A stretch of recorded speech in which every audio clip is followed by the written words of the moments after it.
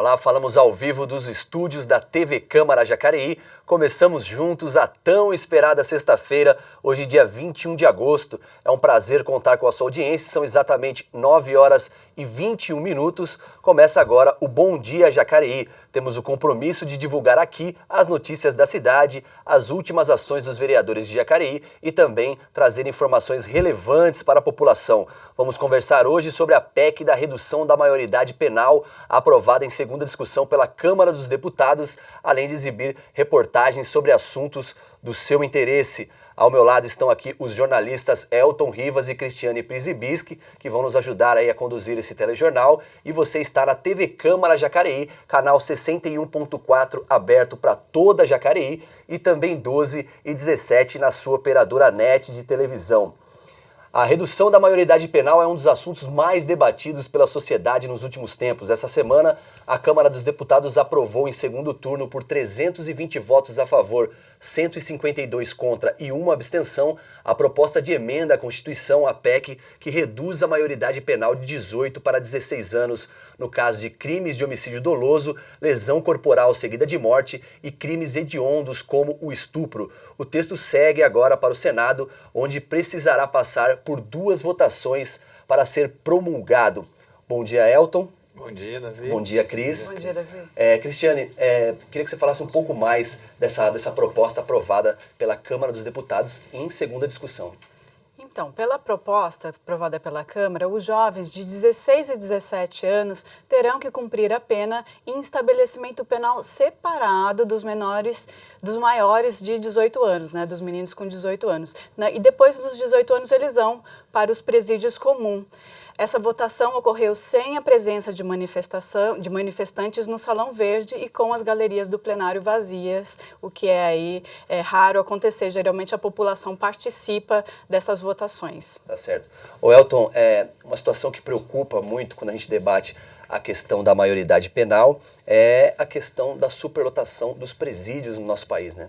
Realmente nós vivemos no Brasil uma situação muito caótica, eu diria, inclusive, né, do sistema carcerário. O Brasil hoje ele possui a 4ª maior população carcerária do mundo, segundo dados divulgados pelo Ministério da Justiça, referentes ao primeiro semestre de 2014.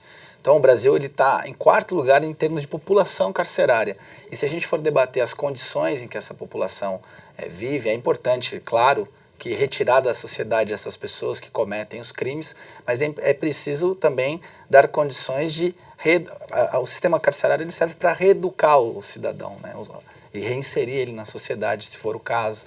Então, em números absolutos, o Brasil alcançou a marca de 607.700 presos, atrás apenas da Rússia, da China e dos Estados Unidos, que é o líder aí do ranking, com 2,2 milhões de pessoas encarceradas. Quando se compara o número de presos com o total da população, o Brasil também está em 4º lugar, atrás da Tailândia, Rússia e Estados Unidos. Segundo o Ministério, se a taxa de prisões continuar no mesmo ritmo, 1 em cada 10 brasileiros estará atrás das grades em 2075. É um número preocupante. Cristiane, esse é um debate da redução que vem se arrastando aí já faz um bom tempo. Me parece, inclusive, que, segundo algumas pesquisas, a maioria da população acaba aprovando essa medida, mas ainda depende aí de votações no Senado, né? Isso. Em abril, o Datafolha fez uma pesquisa com toda a população brasileira e verificou-se, então, que 87% da população é a favor da redução da maioridade penal.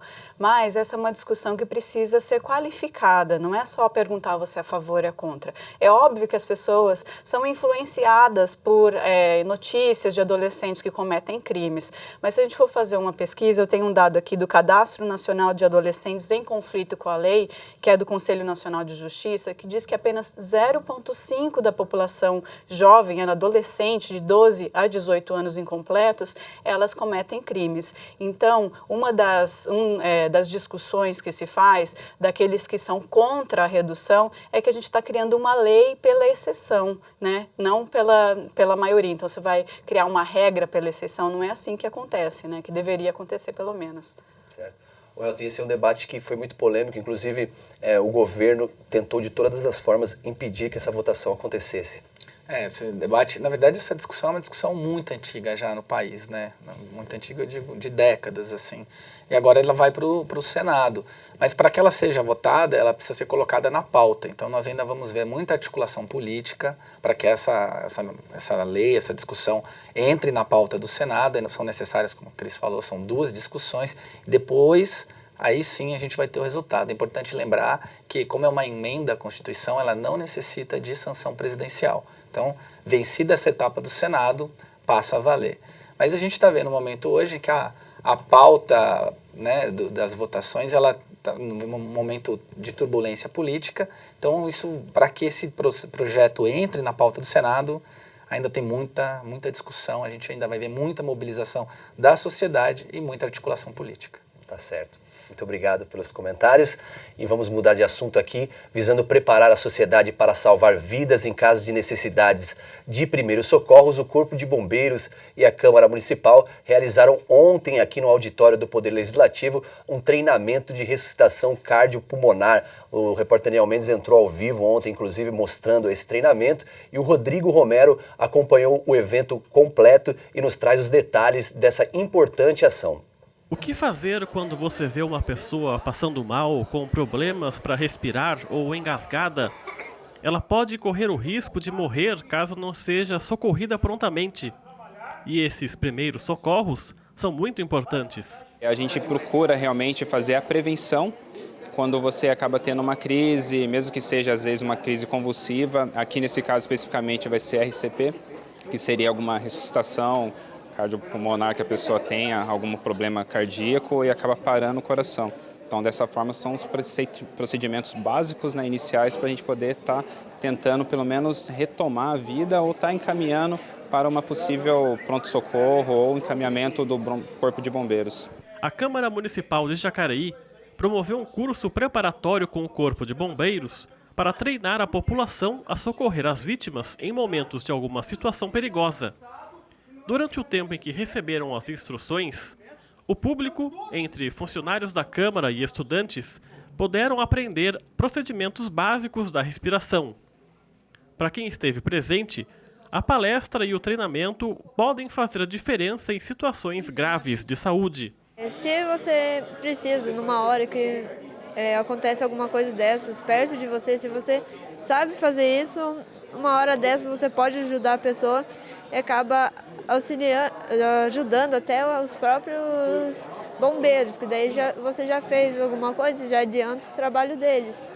Eu acho muito importante por causa que você pode salvar uma vida se você aprender isso. Porque se acontecer alguma coisa com a nossa família, em casa, a gente socorre eles. Segundo os bombeiros que vieram realizar o evento, é de extrema importância as pessoas leigas saberem como agir em casos de urgência e para prestar esses primeiros socorros.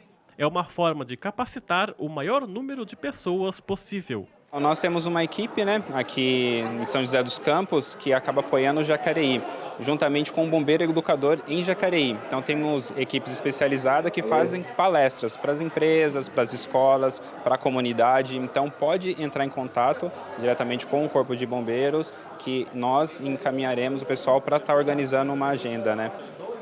Pode estar ligando no 93, o pessoal acaba encaminhando para eles, né? Ou ligar no posto de Jacareí mesmo.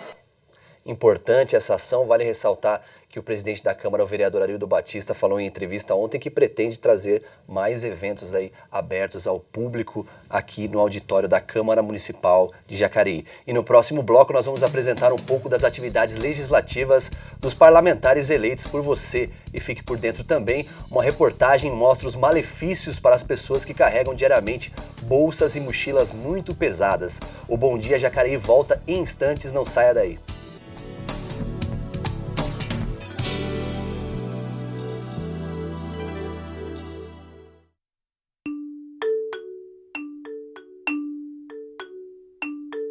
A Carteira Nacional de Habilitação, também conhecida como CNH, é um documento que autoriza o cidadão a dirigir. Para solicitar a primeira habilitação, é preciso ser maior de 18 anos, saber ler e escrever realizar um exame de aptidão física e mental e um exame prático de direção. Você também precisará da cópia e original do RG, CPF, comprovante de endereço recente e protocolo de agendamento do serviço.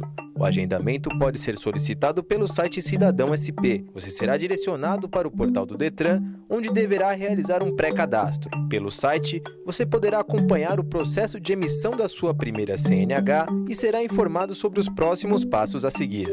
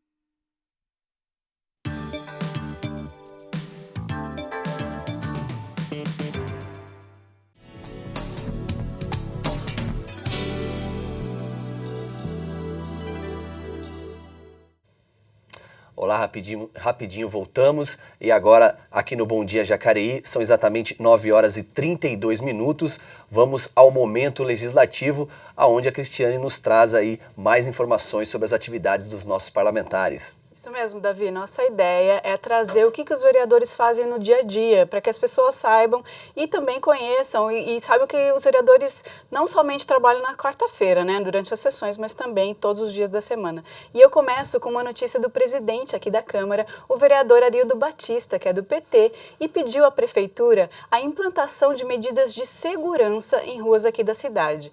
No primeiro pedido, o Arildo solicitou a criação de bolsões de espera para motos e bicicletas naquela área que fica entre a faixa de segurança e a faixa de pedestres. Tá aí a imagem na tela, vocês podem ver essa delimitação que tem o objetivo de aumentar a segurança para ciclistas e motociclistas. E um outro pedido é para a instalação de botões nos semáforos para facilitar a travessia de pedestres, as chamadas botoeiras. O que ele está pedindo é aquele botão que o pedestre aciona quando quer atravessar a rua e que já existe em várias cidades aí do país, as grandes cidades. São Paulo é muito comum ver esse botão. E o vereador Fernando da Ótica Original, que é do PSC, quer saber o que a Prefeitura tem feito para ajudar os trabalhadores que foram demitidos recentemente em algumas fábricas aqui da cidade.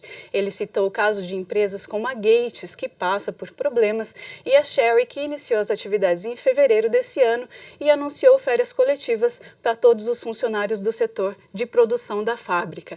A Sherry avisou que essas férias coletivas não tinham a ver com a crise, mas aí o Fernando perguntou e ele quer saber, então, quais as ações que estão sendo tomadas pela Prefeitura para ajudar as empresas que enfrentam a crise e os trabalhadores a manterem aí seus empregos.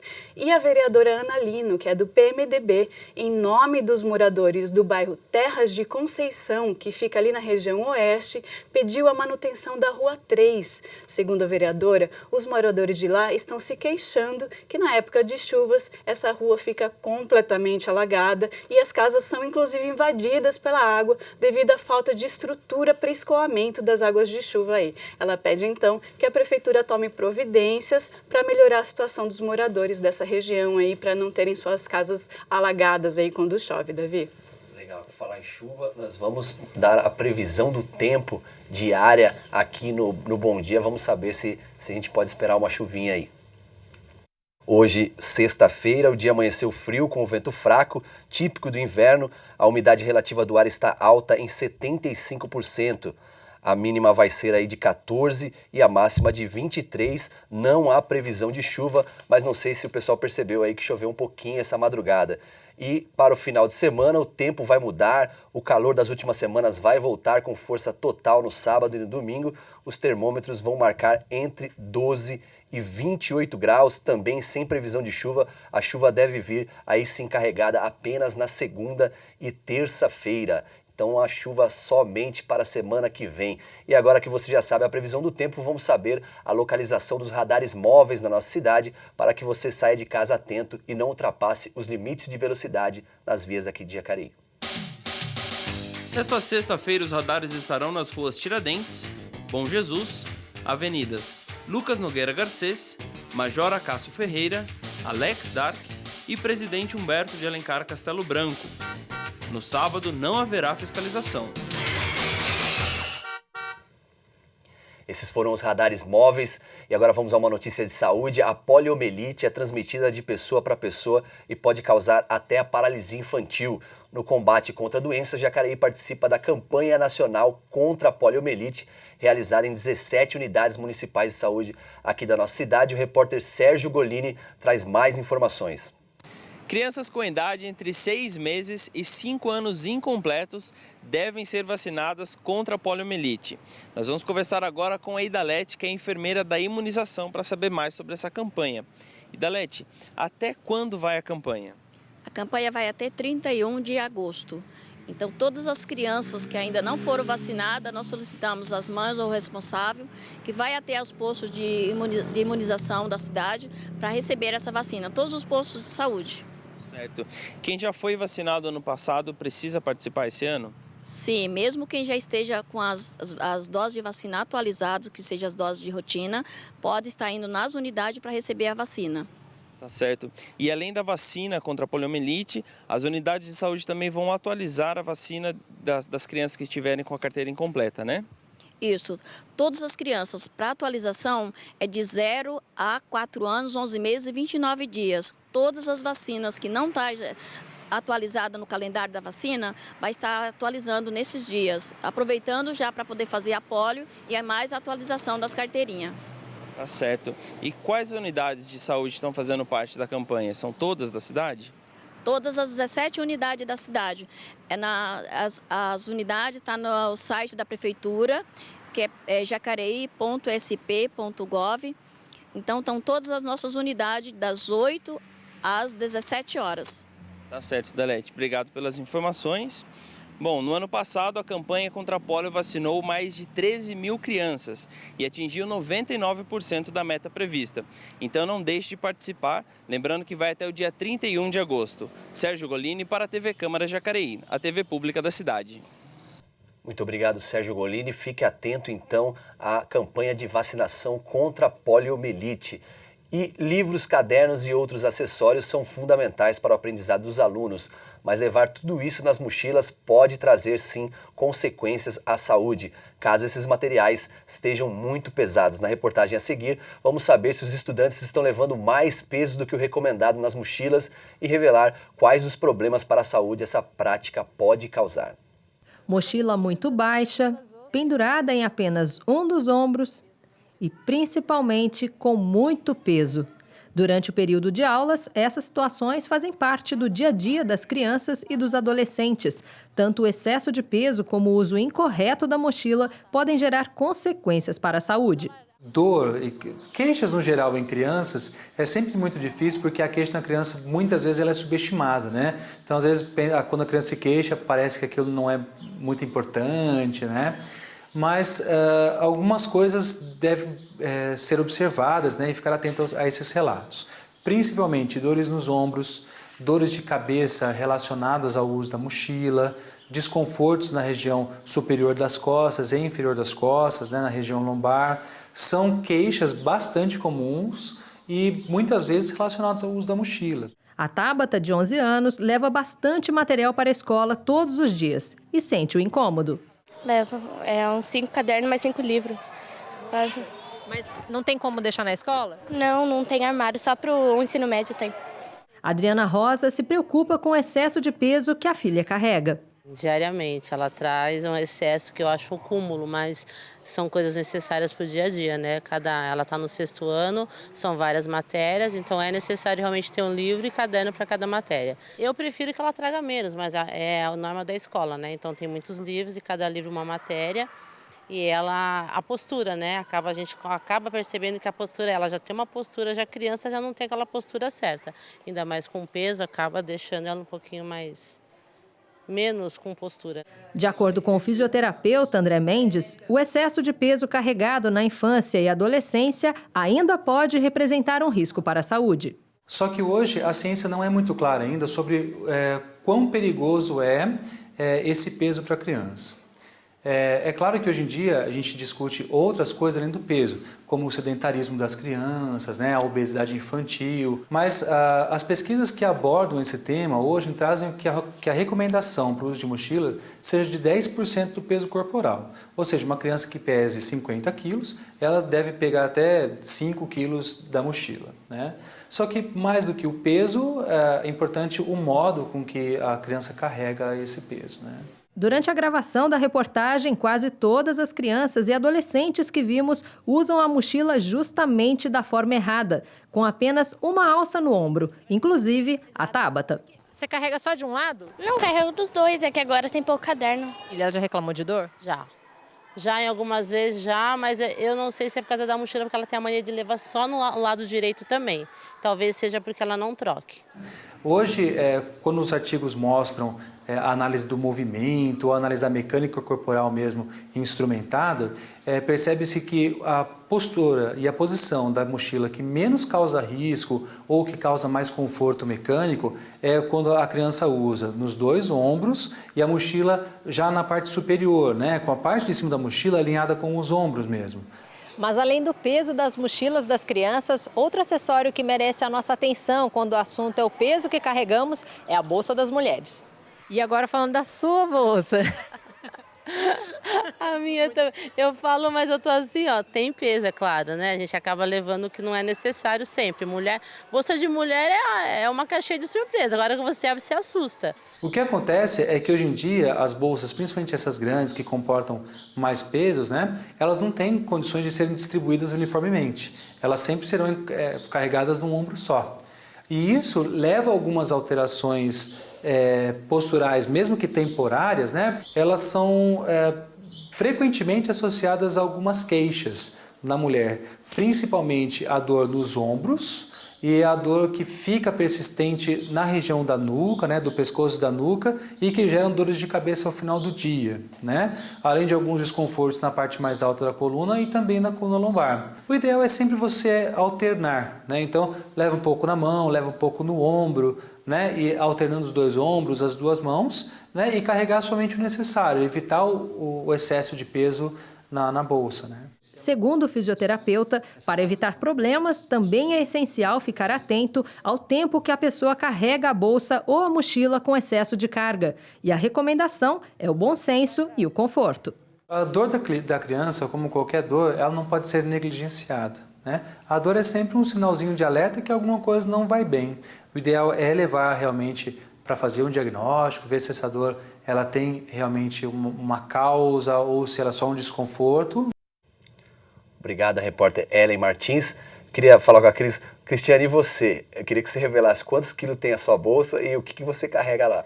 Davi, o que eu carrego não posso confessar, mas realmente eu confesso que eu carrego errado a bolsa, deveria ter menos peso aí. Legal. E agora vamos saber aqui novidades do esporte na nossa cidade. O Ícaro Leal preparou pra gente algumas informações. Olá, Ícaro, bom dia. Olá, Davi, tudo bem? A equipe de tênis de mesa de Jacareí conquistou 4 medalhas na 5ª etapa do ranking paulista em Jundiaí.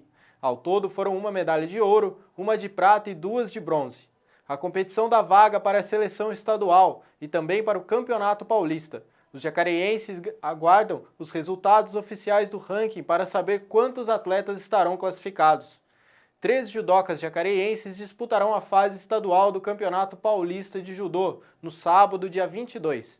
Eles garantiram vaga durante a fase regional disputada anteriormente. Também no sábado, acontece em Jacareí a 2ª edição da Corrida Pedestre Noturna de Jacareí. A largada será às 7 horas da noite, do Parque da Cidade, com provas de 5 e 10 quilômetros. As equipes de vôlei de praia adulto, masculino e feminino de Jacareí participarão da terceira etapa do Circuito Paulista da modalidade. A competição acontece neste fim de semana em Piracicaba. O Jacareí Basquetebol enfrenta o Pinheiros neste fim de semana. A equipe jacareiense ainda busca sua primeira vitória no Campeonato Paulista. O jogo está marcado para o dia 22, às 6 horas da tarde, em São Paulo. Os atletas do Jacareí Rugby, na modalidade 19 anos, Matheus Cruz e Matheus Augusto, conquistaram a terceira colocação no Sul-Americano Juvenil pela seleção brasileira. O Jacareí Rugby recebe o Curitiba neste fim de semana em rodada pelo Super 8. A equipe ocupa a 8ª colocação e vai em busca de sua segunda vitória no torneio nacional.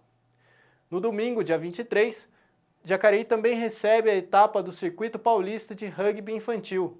A estimativa é que 350 crianças de vários clubes do estado participem do evento nas categorias M7, M9, M11 e M13.